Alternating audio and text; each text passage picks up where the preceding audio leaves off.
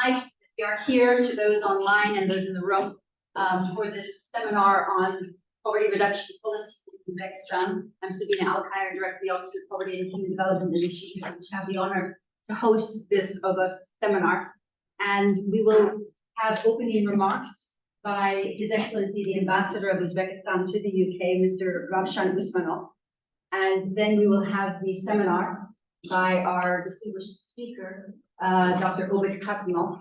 And then we will have a commentary from Dr. Adil Malek from our department and the Oxford Center for Islamic Studies. And we are very much looking forward to the exchange that will happen afterwards in terms of questions and answers, both from participants online and those in the room. And for those in the room only, we are also treated to some nibbles, gracious hospitality from Uzbekistan after this event. So before we begin, let me remind you that His Excellency, the Ambassador, is an alumnus of the University of Birmingham. So UK is no stranger to him, and also the University of the World Economy and Diplomacy, and Tashkent State Law University. So a wide vista of different disciplines and universities, and he served in foreign policy since 2000 in Spain, in France, in Portugal, in Italy, and in Malaysia, and also worked with the Department for Cooperation of Europe and NATO in the Ministry of Foreign Affairs. So ambassadorial roles and also roles in development very much akin to the interests of this department. Our main speaker, Dr. Obed Kakimov, directs the Center of Economic Research and Reform under the administration of the President of the Republic of Uzbekistan, and he is also the Vice Advisor to the President of the Republic of Uzbekistan on the development of the economic sectors and the implementation of investment and foreign trade policy. He was appointed as the Director of CERR, Center for Economic Research and Reform, in 2019, so has had 5 years in that position. And you will hear more in his discourse, but it conducts analytical and applied research in order to develop proposals for strategic directions within government that deepen socioeconomic reforms, and they improve the management of activities in economy and finance, entrepreneurship, and the social sphere, including work on gender, which we are going to be very happy to hear about today. And before his appointment to CERR, he worked as the head of the sector for the protection of citizens' rights, and also coordinated work with the administration of the President of the Republic of Uzbekistan on citizens' rights. So again, a very pivotal role. And he also worked as the first deputy rector of the Academy of State Governance under the President of the Republic of Uzbekistan. And so this is a person who has a background in administration, but now also an interest that he will be presenting on poverty reduction using cutting-edge techniques for the country. And our discussant, who I will introduce now so that we can simply go into the flow, Professor Adil Malek is Globe Fellow in the Economies of Muslim Societies and a professor in this department. He's a macroeconomist. So again, investment, finance, and economy are areas of familiarity and very multidisciplinary in orientation. He looks at long-run development and political economy and economic history with a special focus, of course, on the Muslim societies. And he has both quantitative and qualitative interests and integrates them both in the research. And he's also trying to have a broader lens on the political economy in the Middle East, which is so necessary in our times. He also is associated with the Center for the Study of African Economies, CSAE, in the Department of Economics, and also with the Center for the Analysis of Resource-Rich Economies in the same department. And before joining ODID, as we say our department, ODID, he completed his DPhil in this university as a Rhodes Scholar, beginning from 2004, and were previously at the Department of Economics, Merton College, and the Center of International Development in Harvard. So this is our suite of speakers. We are very much looking forward to an exchange which brings to bear their extensive experience and their knowledge. But I think what will surprise you is it also brings to bear their deep commitment for the poorest and for finding very practical, energetic, and accelerated, fast ways of redressing poverty in the context of Uzbekistan. So, Your Excellency, time for your opening remarks. Thank you. Thank you very much. Shall I go there? It's fine. Okay. Good afternoon. Dear Professor Sabina Alkire, Director of the Oxford Poverty and Green Development Initiative. Dear Dr. Abid Hakimov, Director of the Center for Economic Research and Reforms under the administration of the President of the Republic of Uzbekistan. Dear Dr. Adil Malik, Law Fellow in the Economies of Muslim Societies. Distinguished guests, ladies and gentlemen. At the outset, I would like to convey my heartfelt appreciation to Dr. Sabina for arranging this important event after our last meeting here in Oxford in April, if I'm not mistaken. We regard the United Kingdom as one of the foremost nations globally, possessing significant political and economic influence. Currently, Uzbek-British relations are marked by the longest phase of political, parliamentary, economic, and humanitarian interactions and exchanges underpinned by efficient bilateral cooperation mechanisms. As a prominent illustration of this, I can highlight the recent visit of Lord Cameron, British Foreign Secretary, to Uzbekistan and the central countries as a whole. It was indeed a historic moment that marked the first instance in history when British Foreign Secretary visited all countries in the region in one trip. We are committed to the practical implementations of all agreements reached during the negotiations in Tashkent. One of our primary objectives is to foster strong people-to-people ties and facilitate academic and business collaboration between our two nations. In this regard, we are gathered here today to provide a detailed briefing on the extensive reforms currently being implemented in Uzbekistan and to engage in a scholarly exchange of ideas on how these initiatives can be further refined and enhanced. In my country, special attention is paid to consistent work to increase incomes of the population and fight poverty. We believe that solving this problem requires the implementation of comprehensive economic and social policy. In this context, we have established the following objectives to significantly increase people's incomes and reduce poverty in our country by year 2026. Those are to enhance social protection, to increase efficiency of education, to improve healthcare, to support entrepreneurship and SMEs, to advance infrastructure development. Later, esteemed Dr. Abid Hakimov will provide a detailed introduction to the reforms being implemented in our country in these areas. Last but not least, availing myself of this opportunity and using this platform, I would like to, with a great honor, invite all of you sitting here in this classroom, and those who are joining us online to join us for the second London Uzbek Food and Culture Festival to be held at Pottersfield Park opposite the Tower Bridge in London on the 8th and 9th of June. The opening ceremony will take place at noon at 9th of June. It's going to be Saturday. So everybody is welcome, free entrance. Please come together with your families, with your kids, and you will enjoy the full experience of Uzbek culture. So the festival will present traditional Uzbek cuisine tastings, which you will have the pre-tasting today after our session. Also captivating cultural performances, artisanal craft exhibitions, and interactive workshops.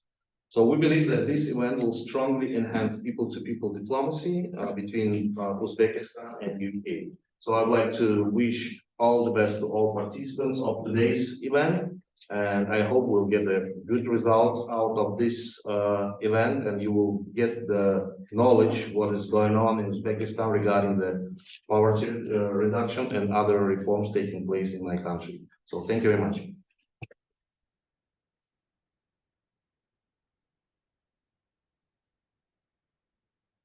you so much, Your Excellency. And we look forward now to the seminar by Dr. Obed Hakimov.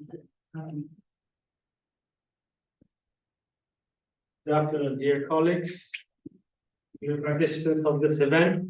So, first of all, it is honor for me to speak in front of such a distinguished scholar, and I'm delighted to meet with you to discuss what we are doing in Uzbekistan in order to fight this problem. Why we came to United Kingdom to share our experience about the poverty. So as you know, that in 3 months, we will have a big UNJ sessions, and we will all talk about sustainable development goals. And the first, our goal in the globally, we said that until 2030, we have to abolish all this poverty in the world. So as you can see that after 2020, after pandemics, this poverty rate, our goals became going towards backwards in some places in the world. But in the Uzbekistan, we announced poverty as a main policy priority in 2020. And since 2020, we, in 2021, 22, 23, we decreased in last 2 years, poverty rate about 6%. So this is not international poverty rate. We are talking about national poverty line. And the national poverty line is much more higher than international poverty lines, and it's about like 26% of our per capita income in the country. So Uzbekistan has to something share about the efficiency of their policy. So today I will talk about this efficiency of Uzbek experience fighting against poverty.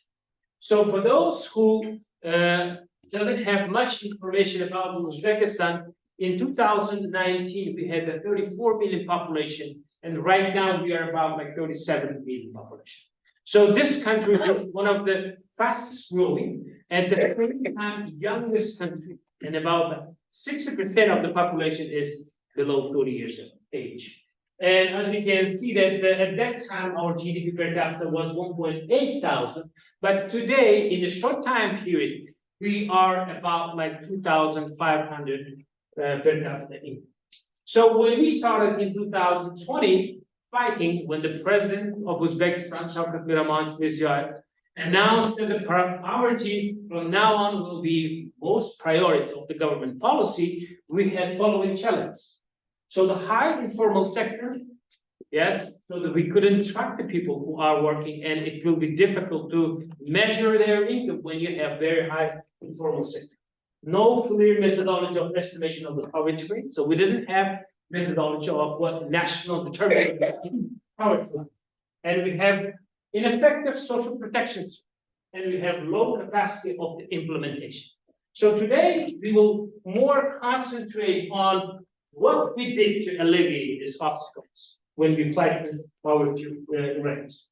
First of all, when you don't have this high formal sector, or when you have very high informal sector, we didn't know, especially in the pandemic, we didn't know who are eligible, who we need to protect.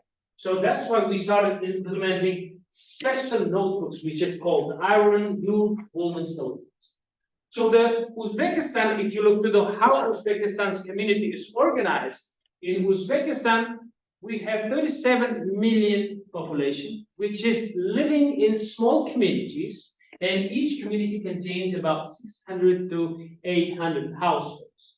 And these communities, we call it mahallas. Yes, for example, let's say mahalla is a community which is it's a self-organization of the people. Yeah.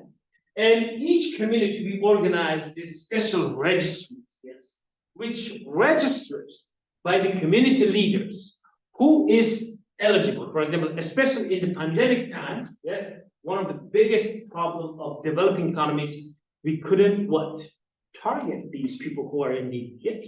So that's why we switched to the community activists and community people to create these kind of registries in order to to track, to detect who are people in need in these communities, youth, women. And as you can see that we first time with the help of the international organizations, World Bank, the UNICEF and other international organizations, established social rights. Yes. And the social registry started what detecting these people automatically using what information technologies. So as you can see that what the government it started increasing what the social protection expenditures as we can what detect more and more who are the eligible. So every time when you have this poverty, you have two types of the errors when you do these kind of policies. One is what the person who is eligible cannot get this. The second one is what person who is not eligible, yes, will get this. These two errors, yes. So implementing this social registry automatic ICT-based systems reduce this problem. Yeah? And we can see that as we reduced in 2018 with $3.5 billion worth of what social assistance were provided to the people. Now it is what more than 10 billion, more than $10 billion worth of what social protection. So 130 trillion is about like $10 billion. So that's why I'm automatically converting all these sums into the US dollars so that to make it more understandable. So another most successful experience of Uzbekistan, which can be adopted by the other developing countries, is like working community-based system, yes, community-based system. So every time in the government, when you're working at this president's office or the cabinet of ministers office, we create so many fancy, very complicated policies. Yes, when these policies will go to the what? To the region level, to the town level, to the community level. So as it goes to lower and lower, the effect diminishes. Why? Because the most important thing which we miss in these levels is which is what? Human capital. So the president of Uzbekistan in 2022 started a new system which is called what? Hakim's assistant, which is in terms of the mayor's assistant. So we said that in each community, which is the 9,445 communities, we have to find one person who is what? Who has very good experience, who has very good human capital, which will implement our policies which we created at the top level as we expected at the most bottom level of the society. As usual, as expected, it was most challenging because person who is working at the commercial bank in the capital city, who has a very good salary, who has very good benefits, they don't want to do.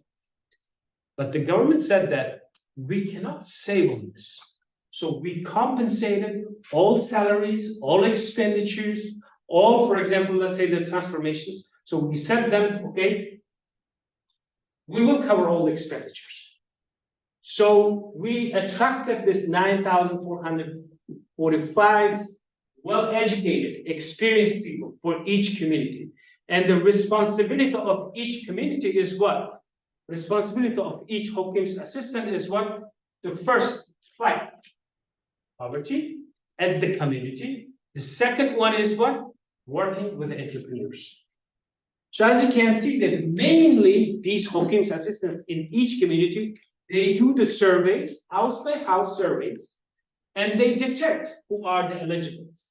And with this specific each household, they work and they create their own anti-poverty plan of the household. So as you know, the Dr. Banerjee says that, so that each poor is different, yes? So their household plans for each household also should be different. Unique government, what? The instrument might be not very good instrument for example, let's say the general household. So that's why what they do is like basically using the credit recommendations or the preferential loans, subsidy, vacancy, small business development skills, or distributing the lands. Yes. So they have various instruments, and when they go to the household, they look at the household's situation and they start what? Doing one of these. The second thing is like what every mahalla and every community, they have what women's, which is what the most important government policy, one of the most important government policies, is what empowering the woman. So that's why in each community we have one person who is responsible for the woman's issue, women's related issues. So what they do is like they will put much more emphasis. Yes, for example, when you look to the Hawkins assistant, sometimes people say that, what if this Hawkins assistant will do the same job? Yes, but if you look at it, yes, their job is much more kind of, it's not kind of gender biased. Yes, so the woman's assistants usually they are coming from the the females, and they are kind of working with the woman because this is what specific community, specific mentality, specific culture related issues. Social worker, yes, the last 2 years, what we did is like Uzbekistan used one new experience, which is kind of, in every country, what do you have pension systems, you have government agencies, which works for the disabled people, you have government agency who works with what orphans, you have government agency who works with elderly people who doesn't have, the people who take care of them, yes? So all social protection services were unified under one system. All social protection services which government provides the people were unified under one system. And this system provides social worker for each community. Yes, for example, let's say when you go to the household, we divide the household into 3 types. One household, which has the power, willingness, they want to work, they want to do business. Yes, basically this person, assistant, works with them. Sometimes when you have a household which has what the social problems. For example, let's say sometimes we take the woman and get the job to the woman, and the woman goes to the work, and after 2 weeks she quits.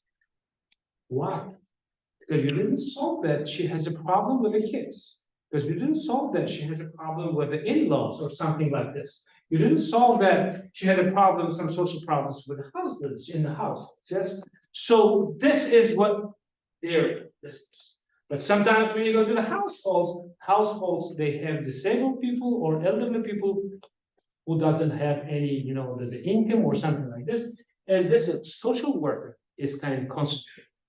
And the last thing is what we have. We have the 4th group in the communities, which is what we sometimes call it unorganized. Yeah. So this is the youth, which is what doesn't have a good education, doesn't have a good background, or doesn't have a the good job. So this youth assistance, basically what they do is like they are concentrating on these type of youth in order to bring them to the good stream of the life, find their place in this life. So basically, this is kind of what the heart of the policy which was created by the president during the last 3-4 years. So what happened during the last 3-4 years? They provided to 1 million people credit assistance. Yes, they provided 1 million credit assistance. They provided about 650 billion worth of subsidies to 152,000 households. Average loans are $1,700, and average subsidy size is about like $340. And as you can see that through the woman's notebook, as we said, that this is kind of registry which takes into account women's in need and works with their problem. 1.5 million individuals of women got help through these communities. And through the Iron Book, about like 610,000 citizens got what assistance through these community bases. So what was the result? As I said before in the beginning, so the poverty rate, this is a national poverty, yes, since 2022, 2023, reduced from 17% to 11%. As you can see that this is very significant change in only few countries, yes, achieved this kind of results in a short time period.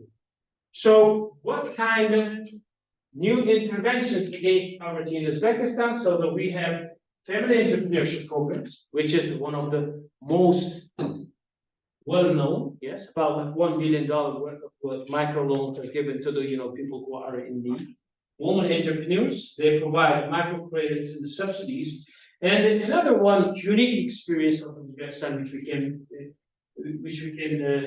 notify that this is 20,000 entrepreneurs and 500,000 specialists, which is kind of, we came not from the demand side, but the supply side. We said that those entrepreneurs who will attract the people from the people which are kind of in the vulnerable people in the poverty, we will give them what?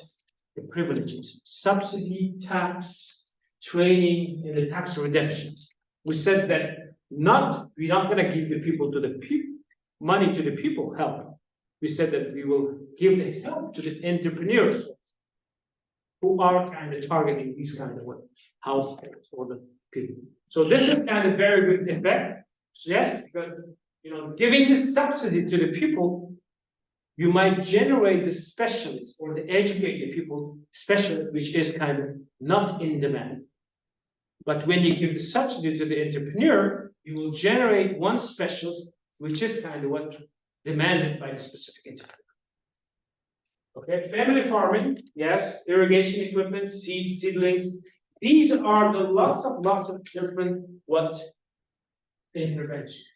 And these are the lots of, some of them are effective, very effective, yes. And what I'm trying to tell you here that here we have international development specialists who are learning international experiences, yeah. So maybe this will be interest of some academicians, international, the PhD students, which will be willing to study these experiences coming to Uzbekistan and cooperating with our Center for Economic Research and Reforms. We're always welcome. We're always open to cooperate any, the academic or the research activities. Leader entrepreneurs, distribution of the lands, and one of the biggest changes which made in Uzbekistan, this is land distribution. Last 3 years, we distributed about 270,000 hectares of the land to the people. So most of the time, people will ask us, what was the main purpose, or what was the main objective of this one? The first is entrepreneurship, increasing the household income. Most importantly, this is food security issues. This is another main sustainable development goal, which is food sustainability is one of the most priorities in economic development process. So as long as you don't deal with this food security issues, it will be difficult to sustain your economy. Yes. School feeding, poultries, developing children, family kindergartens. Yes, government announced significant large program of preschool education. Yeah. In 2018, our preschool education enrollment rate was about 25%. Right now, in a short time period, we achieved to 70%. 70%. In this short time period, we opened more than 15,000 small kindergartens in each communities in order to increase the access. So the government is providing the subsidies, utility subsidies, and the subsidies for teacher salary in order to enhance the kind of schooling process. So what are our milestones? As any nation, we expecting that to reduce the poverty rate by 7% 2030. I think that this was accepted 2 years ago. Probably we will achieve this one a lot earlier than 2030. Yeah. So increase the gross domestic product by 1.6 times. And most important thing, what I have to say that in our milestone, women section plays special role. As you can see that we have put our target 700,000 unemployment women will receive trainings funded by the state. 700,000 women. And unemployment rate among the women will be twice lower than the current level. As you can see that in our strategy, we put the special target for the woman. Yes, adoption of the women's activity programs in all economic, political, and the social sphere. Okay. And next, I will talk about our multidimensional poverty index. Why multidimensional poverty index was important for us?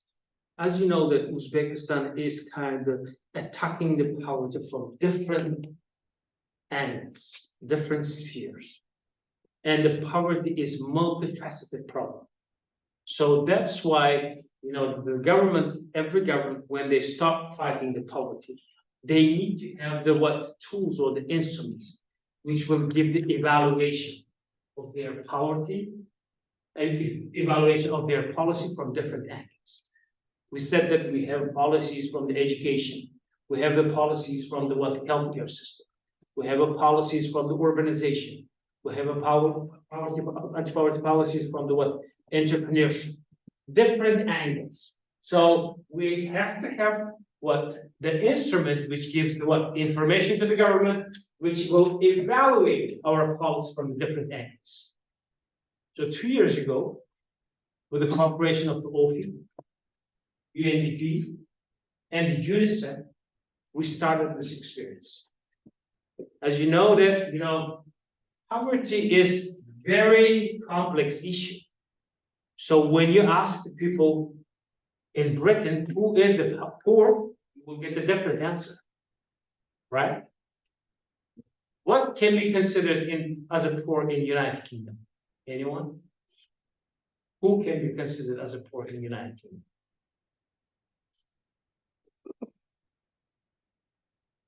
Just opinion for me, for my interest. Who can't pay meal, who can't pay heating. Okay. They consider themselves. Very good. Very humble opinion. Sometimes when I ask some people who are the poor, they say that who doesn't have a car and house. Okay, so that's why the measurement of the poverty is different among different cultures. So in order to determine, first of all, what is so important in determining what multidimensional poverty index we provided, we conducted one survey which covered 1,500 households, and we asked them whom they consider as a poor. Sometimes people, as she said, that consider themselves as a poor when they cannot afford the meal. Sometimes they cannot afford healthcare, education, sometimes living conditions. Yes, so different. So that's why our questionnaire module included education, healthcare, disability, access to the information, employment, nutrition, social protection, and housing, living standards. Okay. And after detecting these 1,500 households who are the poor, we conducted full survey of 4,500 households. And what we did is that we first time as a pilot calculated our multidimensional poverty index with the help of first. So first, when we describe the cutoff rate, it's like 34%, we took it. So the multidimensional poverty rate, as you can see, it contains from the two parts. One is incidence and the intensity. So 18% of the people had the deprivation rates among these indicators, and the intensity is 43.71, and multidimensional poverty index is 0.08. But if you look at the rural and the urban and the male and the gender, basically, as you can see that in the rural and urban, yes, in the rural areas we do have higher poverty rates, but intensity is almost the same. If you look at the gender wise, we have some sort of kind of different. So the females' poverty rates is a lot more lower than males. So I have to say that this was the pilot, And this was individual based, not the household. After doing the pilot with the whole fleet, we revalidated all our results with the whole fleet. Yes, and we, after revalidation, so now this poverty, the methodology became commonly accepted, and then from this year, Minister of Statistics included all our questionnaires to the household budget survey, which they conduct annually, 16,000 households. So in 2025, we will first calculate this household-based multidimensional poverty rates, and we will assess all these different angle government policies, how they're making success when we achieve. Which one is kind of more effective, which one is not, and what less effective, and it will give us much more detailed information. So the multi-dimensional poverty indicators, as you can see, the overcrowding, housing, sanitation, heating, fuel, drinking, access, and food security. So when we assess what are the main factors in order to reduce multidimensional poverty, the rates, the main two indicators, it was drinking water and education. So these were two main factors. So this already, the tool already giving to us that, what we have to more concentrate when we fight against the poverty. Okay. So what are the main goals? So the MPI and Uzbekistan, how the MPI and Uzbekistan strategy until 2030 is aligned. So what we have to do is we want to increase the higher education enrollment rate up to 50% by 2030, and the preschool education by higher than 90%. Higher than 90%. And doubling the funding for the medical expenditure and achieving 100% digitalization of all medical services in Uzbekistan. And reducing the unemployment rate up to the 7%. As I said that, I think the 7% milestone will be achieved a lot earlier than the 2030. So today, what I would like to share with you guys our experience. So we have two types of views when it comes to the economic development and the poverty. One view of scholars are saying that when you increase the economic growth faster, when you have a more income, fighting poverty becomes easier. This is one. But we choose the second view, which is we will fight poverty first, then we will achieve what? Prosperity. So the fighting the poverty generates more and more what? Payable households, which can afford more goods and services. It will reduce the tensions in the society. It will increase the coherence of the society. And which society brings the best result? You scholars will answer. Thank you very much.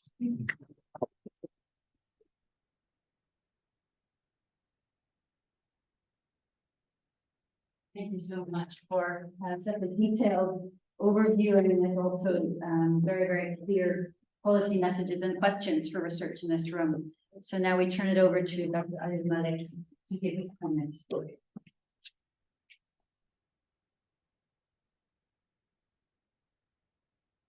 Very much. Really thankful to my colleague Sabina and Kyle for inviting me to offer my comment. I'll begin by welcoming His Excellency the Ambassador of Uzbekistan and Dr. Obed Hakimov as well for his fantastic presentation. It's a double pleasure for me because I wear both hats. I'm at the Oxford Department of International Development, but my post is sponsored by the Oxford Center for Islamic Studies, which has excellent relations with the government of Uzbekistan, and we held an Uzbekistan Day a couple of weeks back. Very briefly, I have a few sort of comments, reflections that we could use to build our discussion today. I think you've all here heard Uzbekistan achievements, and those achievements particularly fall in the area of poverty reduction. Uzbekistan has reduced its poverty quite dramatically. And like many other developing countries, it has also implemented new social protection policies where data is harnessed to identify people who are most in need. There are lots of other reforms that are currently underway. And one of the great things for development economists, almost like in music to their ears, is that any reform agenda is homegrown, which is clearly the case in Uzbekistan. But I'll try and expand this discussion a little bit. Much of what you heard today was about poverty. But clearly, poverty reduction is not just about social protection. Social protection policies could be very useful to help weather shocks such as COVID shock and to help to extend the envelope of social protection. But perhaps one of the best ways of poverty reduction is growth and structural change. Right? When economies grow, when there's structural change, when they are trading a lot, they're creating a lot more opportunities for people and they lift people out of poverty. China's experience has been remarkable like that, where growth in China, expansion of trade has really lifted millions of people out of poverty. So no discussion of poverty can be complete without thinking about the larger economic structure. And there I've got sort of 4 key submissions, and then I'll stop and perhaps we can have more questions. The first submission is that we need to think about growth, change, productivity in Uzbekistan, which is an area that requires a lot more attention. A key issue, like many other Central Asian states, is that state-owned enterprises, particularly the state-owned banking system, still dominates Uzbekistan. Now, Uzbekistan is not specific, is not unique in that context. Many of the Central Asian republics inherited a very large public sector. I'm not one of those people who would say you need a small public sector per se, because the state needs to play a very active role. But when you have a legacy of many departments, you inherit a lot of bureaucratic fragmentation, and you highlighted the way in which extending the social welfare to citizens required more unification, more coordination of different agencies. In fact, when we think about economic development, we describe it as a process where states overcome coordination failures. This is what Pranab Burden talks about when he says one of the central challenges of development in poor countries is that they have huge coordination failures. And the existence of large bureaucracy, lots of state-owned enterprises that may or may not be functioning, having a banking system that is largely state-dominated and is used to fund large part of the economy can be a challenge.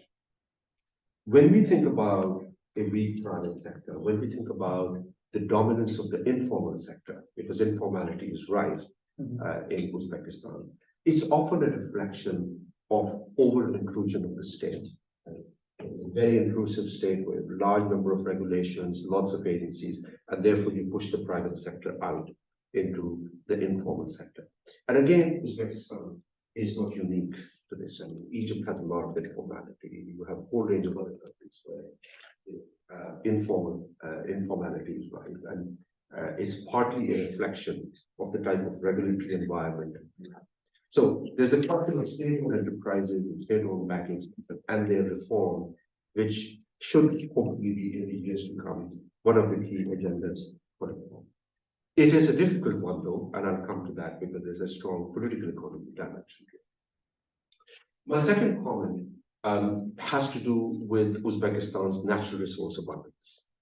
Uzbekistan is a resource-rich country. You have copper, gold, natural gas, and much of what Uzbekistan exports basically emanates from those natural resource sectors.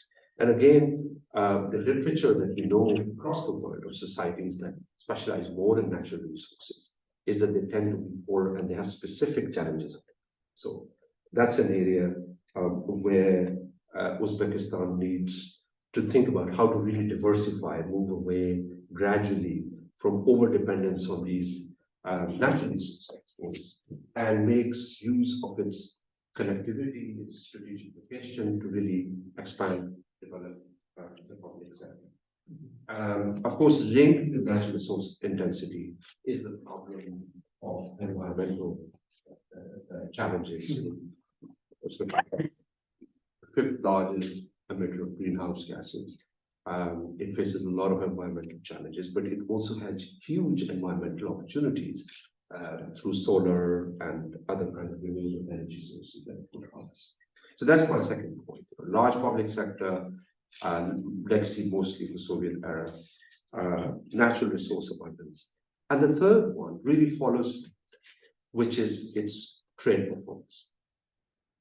If we know one thing from Africa, is that, and it is this in terms of trade, that if you're a natural resource-rich country and you're landlocked, you could be really prone to perverse development cycles over time. You know, look at any country in the world that is landlocked and resource-rich, it faces huge challenges. In fact, Uzbekistan has done really well compared to other competitors, similarly landlocked and similarly resource-rich. It has done a lot better. But we must recognize that the constraint that Uzbekistan faces, and we have to overcome that particular constraint. Now, if you look at trade and connectivity, again, Uzbekistan does less well. You have, Uzbekistan is not yet a full member of the WTO, there are all these negotiations, issues about trade logistics, connectivity, lots of trade restrictions. Trade reform is an area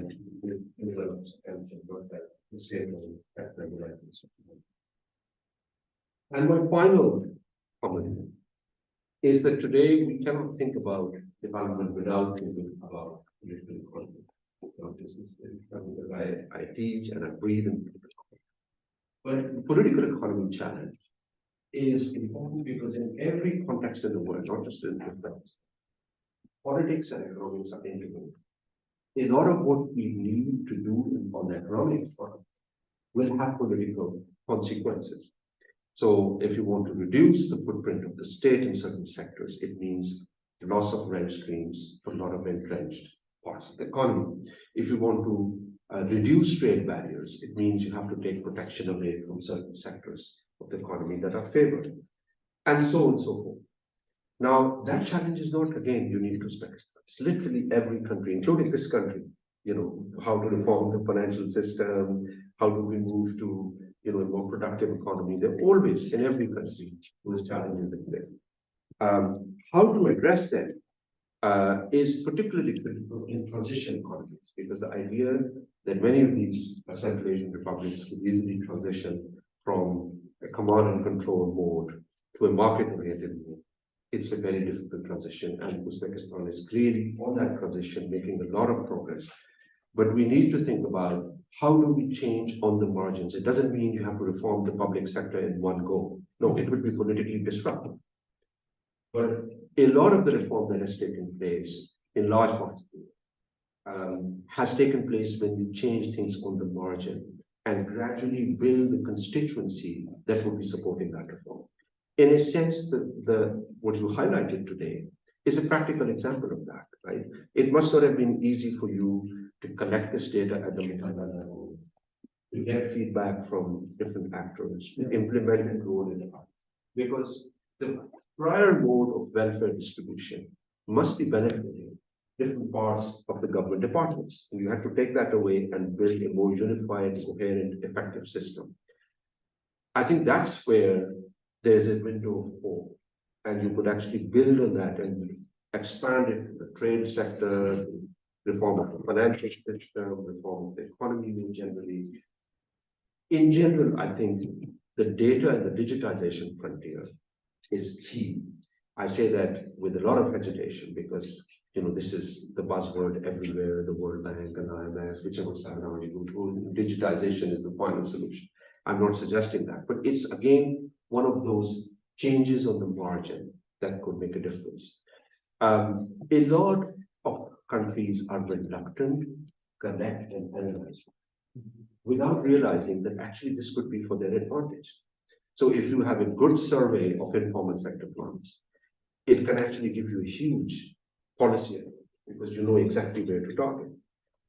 If you have a Mohalla level database and you match it with GIS databases, these spatial databases, I'm sure it must be underway. It can give you huge information advantage, and a lot of that evidence can then in turn feed into policy making. And I'm saying this because oftentimes decision makers find reform more politically costly than it actually is. It's because they are risk averse and they don't have a lot of information. But once the information is there, and you know who's going to benefit from that reform and how you can consolidate that constituency, and if you know who will lose from this reform and how you can compensate the losers, it could actually be a very good step forward. So with those brief remarks, I would just like to thank again Sabina and to Dr. Obed for his fantastic presentation. And both at the Center for Islamic Studies and at the Department of International Development, we're very keen to engage, continue our collaboration, and bring our strengths in ways that could be helpful for us. Thank you.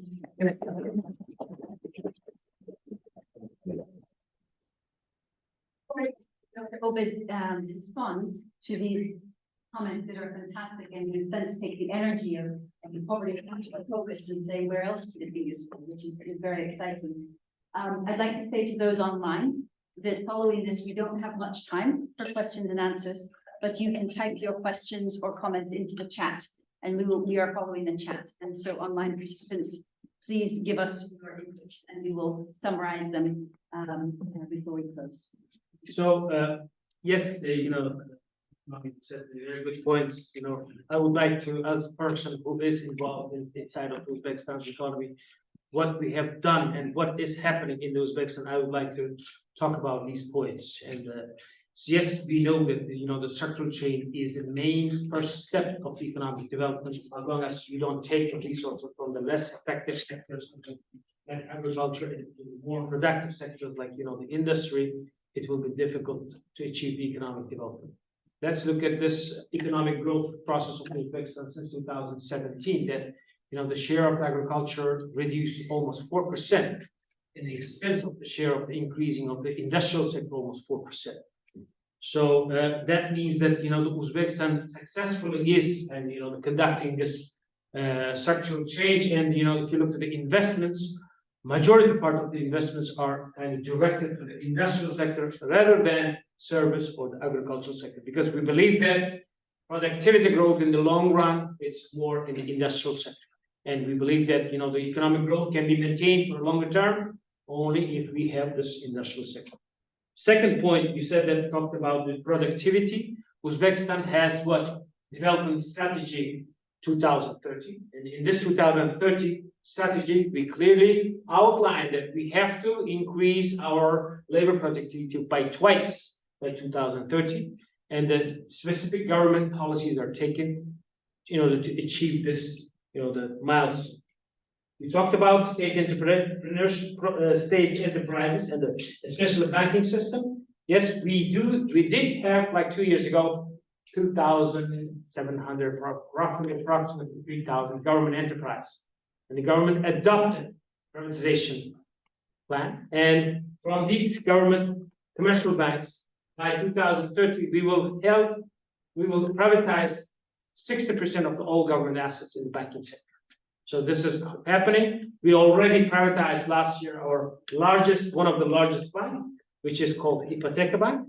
It's already sold to the international investor. So now the new other government banks are coming to the privatization process. So that's why privatization is one of kind of fast growing area in Uzbekistan. Informal sector, yes, we do have this, the concept of how we're going to reduce the informal sector. As I showed already, we have a milestone that, to increase the formal sector employment by 2.5 million by 2030. So that's why natural resources. So you said that exports are mainly from the natural resources. So let's look at the 2017 exports of Uzbekistan. Textile exports were about like 600, 700 million. Right now it's about like 4 billion. Electrotechnical equipments, this is more like in the complex products.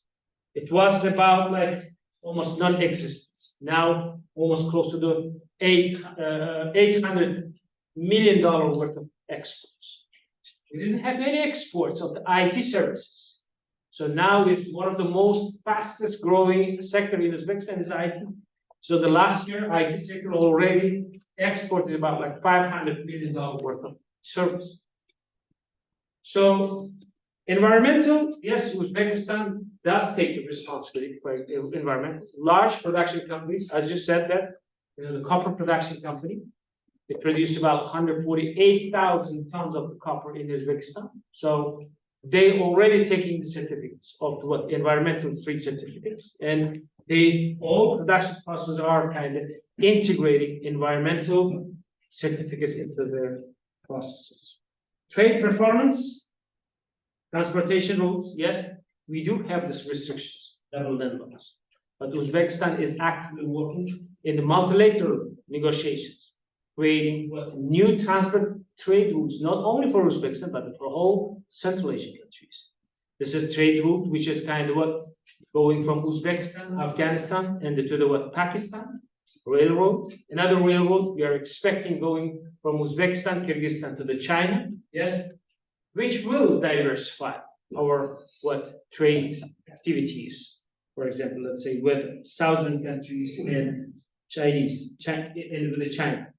So yes, we are striving to become a part of the WTO. Active negotiations are taking place. Yes, hopefully by the end of the next year, we hope that we will be part of this big global community. Thank you very much.